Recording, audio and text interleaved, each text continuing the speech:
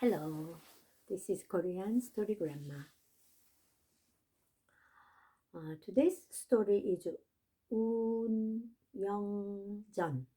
Unyoung-jan. The story of Unyoung.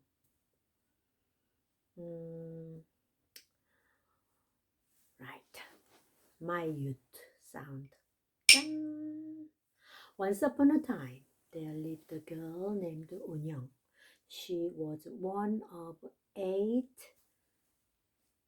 court ladies or maids of palace in Suseong, of which is the resident of 안평대군, the Prince Anpyong, who was a third son of King Sejong.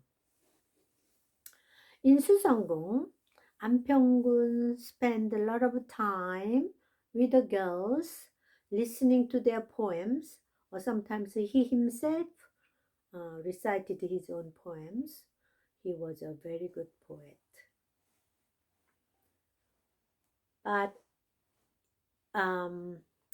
that evening, towards the end of evening, a young guest was presented to the prince. The guest's name was Jinsa.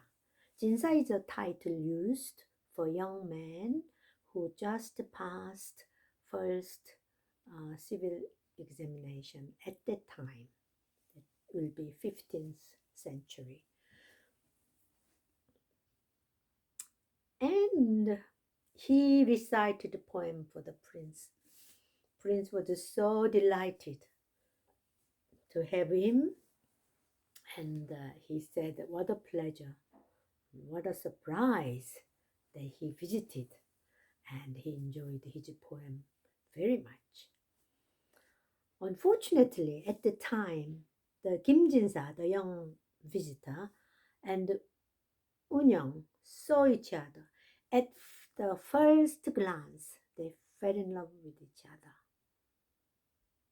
So, several days later, Kim Jinsa, the young man, jumped over the palace fence or wall and met. And they were besotted with each other. And then another evening, the prince called for the girls, and they were doing yet again poetry evening. Unyoung's turn came, and she recited. Well, Prince knew this girl is up to something, or was up to something. And he said to her, last poem, I sort of guessed a bit, but this one is, there is no doubt whatsoever. And she prostrated herself, begged her forgiveness, and saying, I deserve to be dead. That I did not, I don't know what was the rule, but obviously by reading this at the time, it's like a maybe nunnery or monastery. You have to, your life should be only within the walls. Anyway, that evening, Prince let all other 7 girls retreat themselves to their accommodation accordingly, but ordered Unyoung to be confined in a special place on her own, and there she committed suicide. And the young man who was exchanging letters with Unyoung and heard the story, and then he followed her.